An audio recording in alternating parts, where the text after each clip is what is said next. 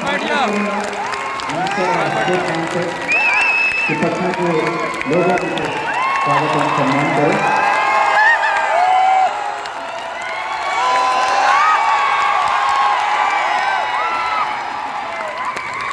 जितने बड़े कवि अच्छे इंसान हैं, इनके साथ कई बार लंबी यात्राओं का सौभाग्य प्राप्त हुआ है, तो उनके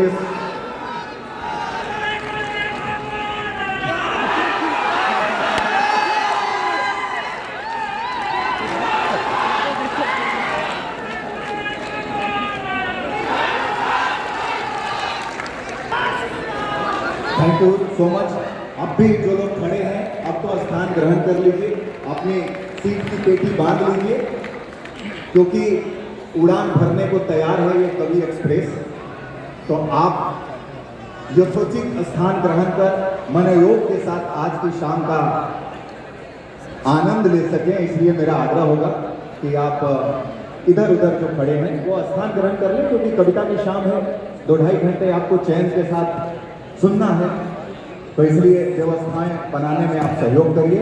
और अब आज आपके और कवियों के बीच से कोई बाधा ना हो, इसलिए हम लोग इस शाम को आगे बढ़ाएंगे। कुमार विश्वास जी के बारे में कुछ भी कहना एक तरह से सूरज को दिया दिखाना होगा।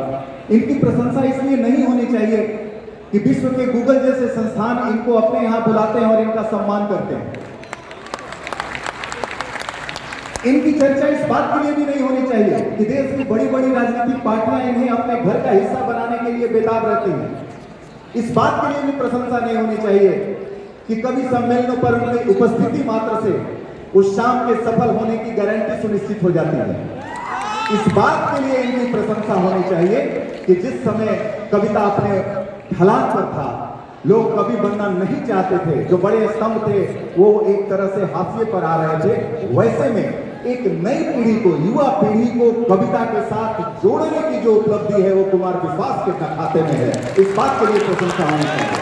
इस बात के लिए प्रशंसा होनी चाहिए कि युवाओं के आंखों में कवि बनने का ख्वाब अगर आज तैर रहा है तो ये कुमार विश्वास जी की देन है। इस बात के लिए प्रशंसा होनी चाहिए। और इस बात के लिए प्रशंसा होनी चाहिए कि कविता के मंच को वो गद्दे से उठाकर सोफे, टांगे से उठाकर मर्सिडीज और धर्मशालों से निकालकर 5 स्टार होटलों तक पहुंचाने का गौरव अगर किसी कवि को जाता है तो वह है कुमार विश्वास। एक बार घनघोर तालियां आपकी तरफ से आनी चाहिए और हम आगे चलेंगे डॉक्टर कुमार विश्वास से कि आपकी शान है, वो आपका मंच है। Kumar, thank you. दिनकर के बिहार को प्रणाम करता हूं। एक लंबे अंतराल के बाद बिहार आना हुआ है और मेरी चेतना के निर्माण में मेरे माता पिता और गुरुओं का जितना योगदान है, मेरे अंदर की विद्रोही प्रवृत्ति और हनक का निर्माण करने में इस बिहार का योगदान है, तो सभी का योगदान।